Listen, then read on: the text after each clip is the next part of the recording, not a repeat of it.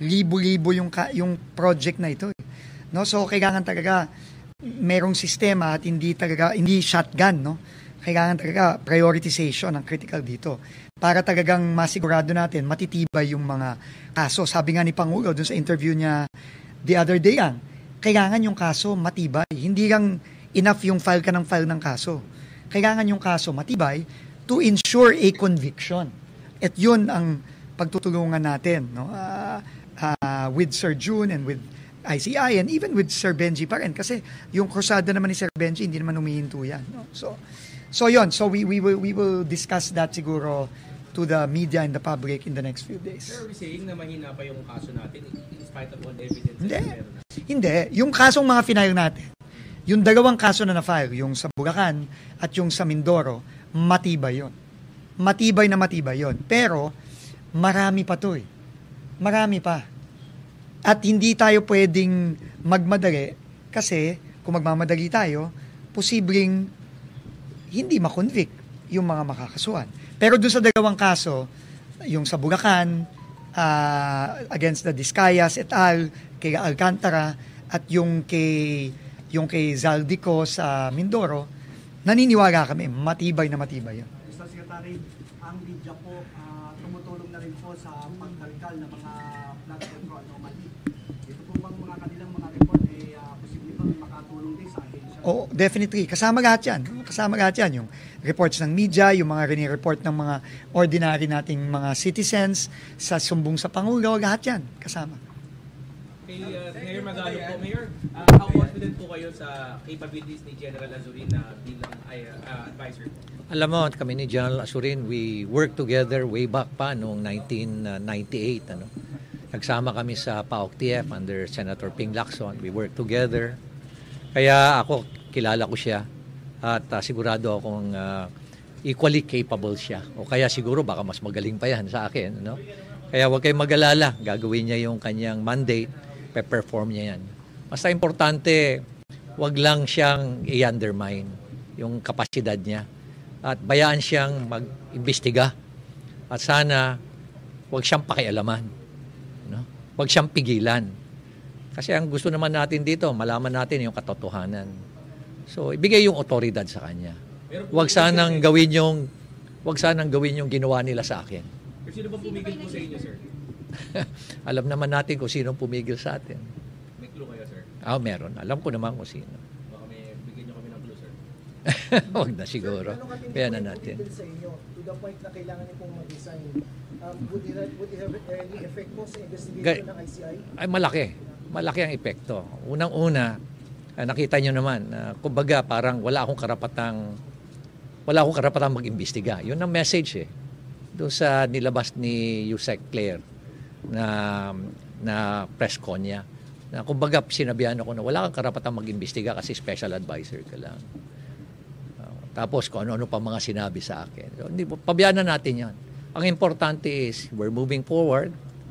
At kailangan natin ituloy-tuloy yung mga iniimbestigahan namin kasi sayang na Naka-ready na yung mga yan In fact, siguro just a few days, i-consolidate na lang yung mga ebidensya, pwede na uli mag-file. Napakarami yan Naka-line up lahat yan. Tapos pati yung sistema, meron ng framework, meron na kaming database. In just a matter of 2 weeks na itayo natin lahat yon. Kaya it's just a matter of General Azurin, i-improve na lang niya yung ganong sistema. At siguro may mas maganda pa siyang mga framework na gagawin para mas mapadali. Kasi napakarami talaga nito. At kailangan talagang tutukan. At hindi pwedeng, kasi ang ICI, nakatutok sila doon sa mga hearings nila So sino nag-iimbestiga sa labas? Diba? Kung walang mag-iimbestiga, ano mangyayari doon sa mga kaso sa labas? Nakatutok sila sa mga high profile na mga investigation na ginagawa nila. So, kailangan talagang may gumagalaw sa labas para maintindihan nila. Doon natin sila makahabol. Sir, yung para sir ba sa iyo, sir, may kaugnayan ba yun sa hindi na pala yung screen, closed door, yung investigations ng ICI? Well, alam mo, ako na mismo nagsasabi sa inyo, walang anomalya yung closed door. Siguro talagang yun lang siguro ang decision nila na talagang ang mga hearing, dahil nga we're trying to ferret out the truth, at meron sensitibo na mga nire-release at nilalabas na mga informasyon, siguro naisip ng ICI na closed door. Kasi may mga pagkakataon kasi na talagang mga executive privilege Katulad ko, nung nag-testify ako sa Kongreso, di ba, open yung hearing. Pero finally, nung may mga tinatanong na sa akin ng mga sensitibong bagay, I requested for an executive privilege, di ba, executive session, para masabi ko lahat. Ganon din yung sa ICI. At ako na mismo nagpapatunay sa inyo na maayos yung proceeding dun sa ICI. Maski na nasabi natin, closed door, talagang very credible yun. Kasi nag-a-attend ako ng hearing Pag wala kaming lakad ni Sec Vince, nandun ako Nag-a-attend ako. In fact, ako pa nga yung ibang nagsasuggest sila kung sinong iimbitahan. At mayroong pagkakataon pa na inaalam ko muna kung ano yung mga background ng mga imbitahan bago namin talaga isasalang. Sir, bakit ba kayo pinigilan? Bakit ba kayo pinigilan? Siguro pinakamagandang tanongin mo dyan si Yusek Castro.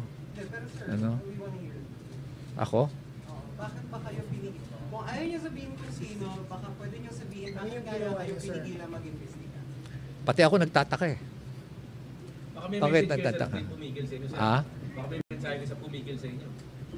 Ako, sa tingin ko talaga yung sinabi ko na I struck a nerve. I struck a nerve. O kaya several nerves. May tinamaan ako doon. Kaya umaaray. Yun. Tapos nasa panic panic mode. Kaya biglang nagkaroon ng ganun na klaseng press con na bigla-biglaan, hindi man lang ako sinabihan, hindi man lang sinabihan si Sec Vince, binastos pa ako, diba? So, ano ba naman yung tawagin na lang ako at sinabihan na lang ako? Hindi naman sana ganun, pambabastos. Kung ganyan ang sitwasyon, sir, paano natin malalabanan yung mga corrupt kung pag may nakialam, magre-resign or malilipat na lang ulit or titigil? Paano po ang sitwasyon natin? Kaya nga ako nakikiusap dun sa mga may otoridad na wag nilang gawin yung ginawa nila sa akin kay General Azurin. Otherwise, hindi niya ma-perform yung kanyang mandate. Mayor, Pero kanina po, sir, kung may nag-i-interview when you were doing your duty, parang do we assure na what about the other members po of the ICI? Meron din bang nagtatry ng influence sa kanila?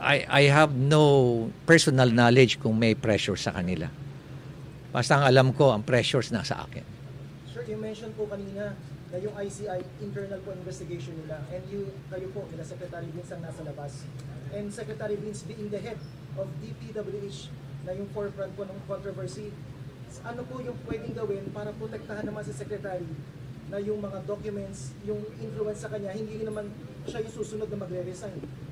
Well, sa tingin ko, hindi magre-resign Sec Vince kasi nakita ko yung dedication at commitment niya. Basta importante, nandyan. Basta importante dyan, nandyan si General June Azurin na sumusuporta sa kanya.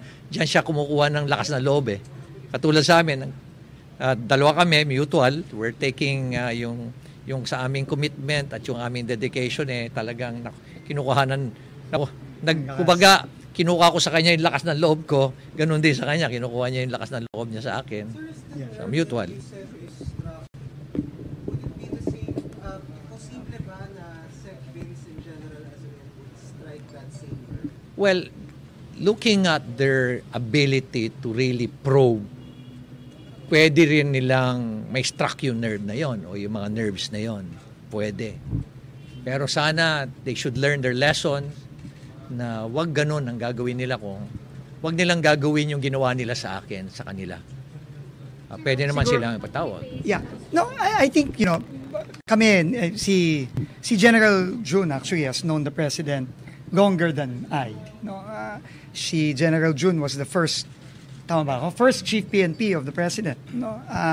So, and I think I take comfort in the President's words na paulit-ulit niyan, very consistent siya na sinasabi niya, wagang sisinuhin dito, wagang sasantuhin.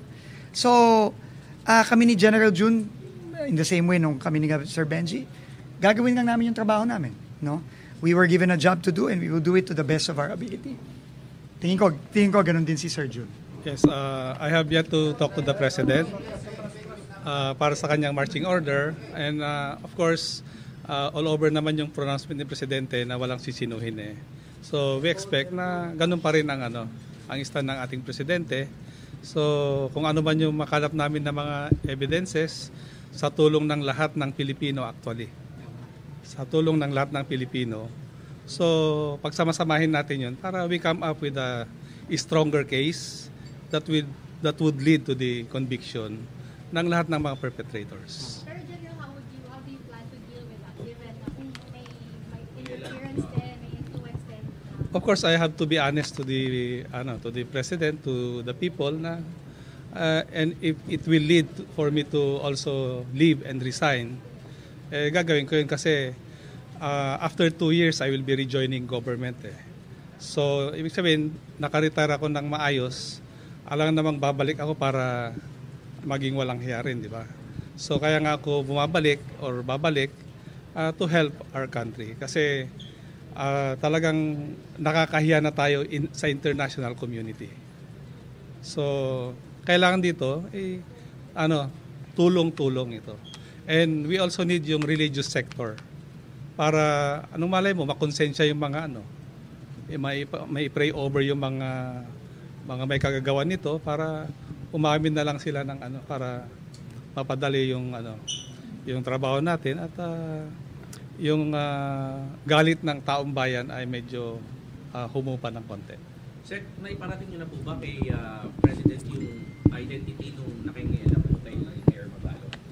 Or alam niyo rin, kilala niyo rin? Wala akong alam na gano'n. Ako, to be honest, wala akong na-experience na gano'n. But I think, sinabi na naman ni Mayor Benji yan. And ang importante dito is the fight continues. No? The fight continues. Kami ni General Azurin, nandito kami sa loob ng gobyerno. Magsisilbi kami sa abot ng makakaya namin, gagawin namin yung trabaho namin. Pero at the same time, si Mayor Benji, he's still part of government. Mayor siya ng Baguio.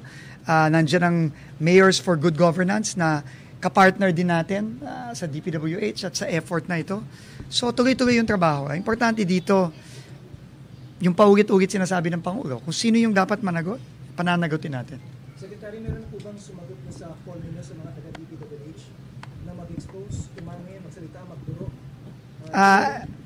Meron na, pero hindi ko muna masasabi sa inyo ang detalye. Pero meron ng mga lumapit.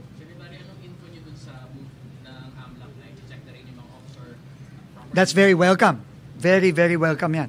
In fact, parang 1,000 plus na, 1,600 ba, na accounts na ang na-freeze. To be honest, I think unprecedented yan. Wala pa nangyari ng ganyan.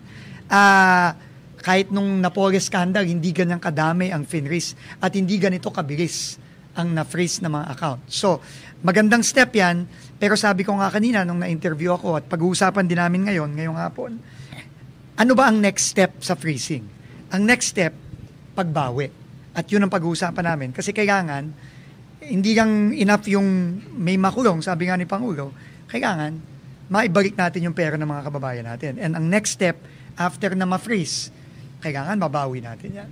Kasi sa pagkakaalam ko, malaki-laki ang na-freeze na assets at madami-dami ang na-freeze na assets ng AMLC. Unprecedented to. So kailangan ngayon, magtulong-tulong, paano natin mababawi yun ng mabilis. Okay. Focus tayo sa parts ng Region 1, Bulacan and Mindoro, sa mga inimbestigahan sa flood control. Yung Cagayan, sir, kasama na ba siya? Next na ba siya sa investigation? Hindi lang, alam mo, ang focus natin, widespread ito. No? In fact, pupunta nga kami sa Region 8 ni General Azurin sa Friday. Pupunta kami ng Biliran kasi may reports doon. At since nandun na rin kami, pupunta na rin kami sa ibang parts ng Region 8. No? So, all over to. Ang daming reports na nakukuha namin. Yun ngang nag-share kami ni Mayor Benji. Ang dami na nun, nationwide yun. So we will go, north to south. Ika nga. Sir, kung may facility niya sa Cagayan, di ba yung Hindi, pupunta ako sa Cagayan bukas dahil dun sa, alam mo naman, hindi lang naman ang trabaho natin magpa-imbestiga at saka magpakulong.